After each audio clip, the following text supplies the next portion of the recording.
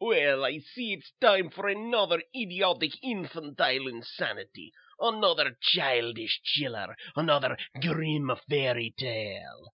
I have chosen a delightful one for you this time, one that ought to tickle your ribs. Is called A Sock for Christmas. Once upon a time, long, long ago, in a huge, beautiful castle, there lived a king, his queen, and their only son, the royal prince. Now, since the young prince was their only son and heir to the throne, the royal couple spoiled the boy. Whatever Prince Tarby, for that was his name, wanted, he received. Whatever he did was never wrong, as the king put it. Tarby is the royal prince. He can do no wrong. The young prince pushed me into the castle moat, your majesty. If he were my child, I'd whip him black and blue for— Well, he's not your child. He's the royal prince. The royal prince does not get whipped. Understand? Yes, your majesty. Thank you, your majesty.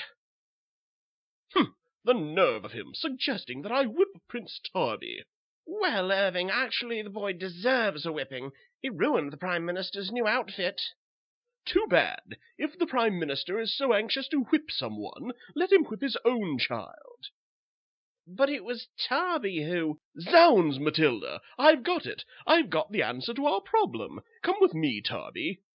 Irving, where are you going? The king ordered his coach. Then he and the young prince drove down from the castle into the peasant village far below. Make way! Make way! It's the king and the prince. The coach is stopping. The king poked his head out of the coach and scanned the sea of faces before him. Suddenly he pointed. You, come here. He points to the baker's child. What does he want with him?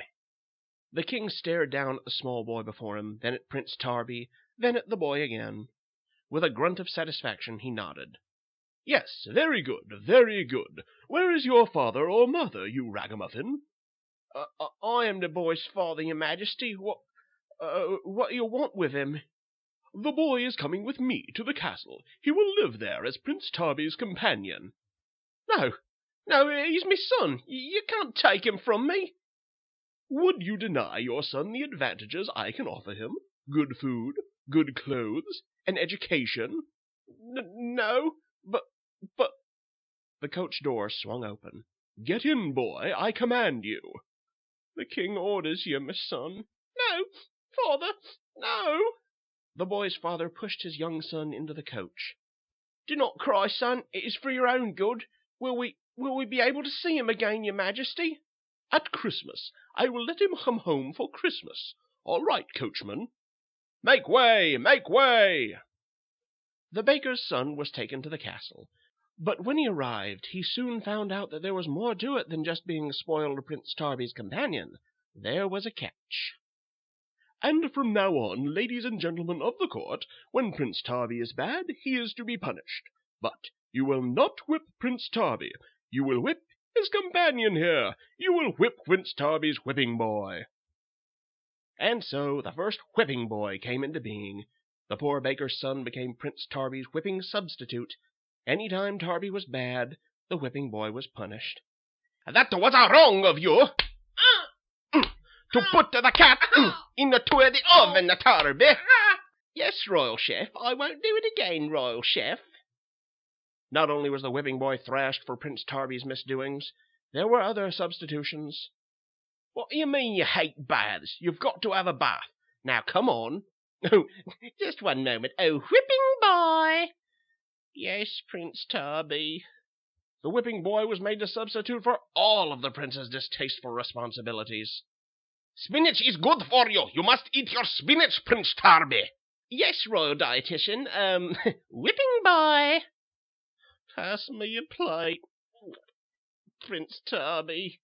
Summer passed and fall came to the kingdom, and with it came... Go to school? I hate school. The royal whipping boy will attend school for me, royal tutor. Royal whipping boy. Yes, Prince Tarby. Where do I start, royal tutor? Tomorrow morning, royal whipping boy. 8 o'clock. And so the whipping boy even had to go to school for Prince Tarby. There wasn't anything that Prince Tarby disliked that he had to do. The royal whipping boy did them all. "Your room is a disgrace, Prince Tarby. Toys all over. Clean it up." Royal whipping boy. But worst of all was when Prince Tarby was mad on purpose just to see the whipping boy receive the whipping. "And I hope this teaches you a lesson, young man." Finally, winter drew near. The first snow blanketed the castle and the castle grounds. "It's almost Christmas time, Prince Tarby. Soon I will see my mother and father again. And Santa Claus will come and fill my stocking and bring me presents. And Santa Claus will fill my stocking and bring me presents.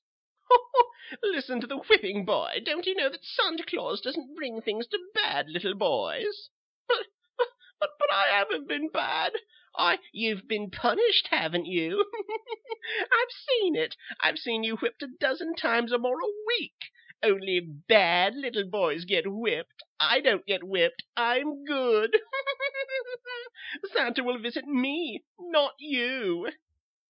Finally, on the day before Christmas, a coach brought the baker's boy, the whipping boy, down from the castle to the village far below, to the child's mother and father.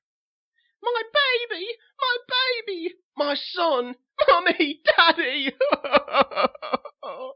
"I'll be back to pick him up tomorrow night." Soon he told his father and mother all about the castle and why the king had brought him there. "So if he's bad, I get whipped for him, but that doesn't make me bad, does it, father? Mother? Of course not, my child." "The dirty—" "Then Santa Claus will fill my stocking, and he will bring me presents?" "Well, Of course, me son. Why shouldn't he?" Because Prince Tarby said Santa wouldn't. He said that bad little boys get whipped, and since I got whipped—" "Never you mind, my son. Go on, hang up a stocking, the biggest one you can find." And so, with tears of joy streaming down his little face, the royal whipping boy hung up a large threadbare stocking. "Herkimer, you know we have no money. How could we—" "Shh, Susquehanna. The boy will hear you." Then he climbed into his bed and fell fast asleep, a faint smile on his tear-stained face. "How could you promise the boy, Herkimer? You know we're broke. Now we'll expect Santa Claus to fill his stocking and give him presents." "The king should do it, Susquehanna. The king should do it, after all the boy's been through. He owes it to him. The king should fill Melvin's stocking, and I'm going to ask him to." "Herkimer, come back! He'll laugh at you! He'll laugh!"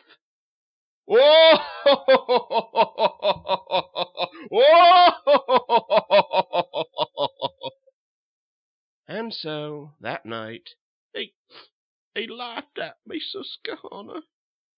Come to bed, Herkimer. But the next morning...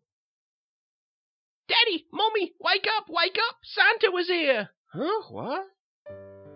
The boy skipped and danced as he led his sleepy-eyed parents to the pile of gaily wrapped packages. "See? See?" Well, I'll be... "Look! A note!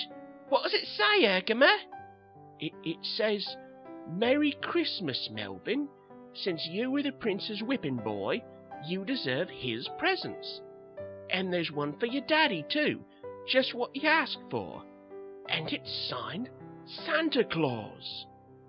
Indeed, there was a present for the whipping boy's daddy, but it was not quite what he'd expected. The stocking, hanging over the dusty old fireplace, bulged strangely. It was red and sticky, and a scarlet stream dripped from the hole in its toe to the worn hearth. "Look, Herkimer! Good Lord!" Yes, Herkimer had wanted the king to fill Melvin's stocking, so Santa had given him what he wanted. Yep, kiddies, Melvin's stocking was filled by the king. Piece by piece. Grim, that's the idea of my little fairy tale. Now, when you get up on Christmas morning and look at what your stocking is stuffed with, don't be surprised with what you find. I understand Santa couldn't quite use all he had, so you might get some leftover king. Oh, by the way, after that Christmas, everybody in the kingdom lived happily ever after, 'cause that's the way all fairy tales end, even grim ones. Bye now.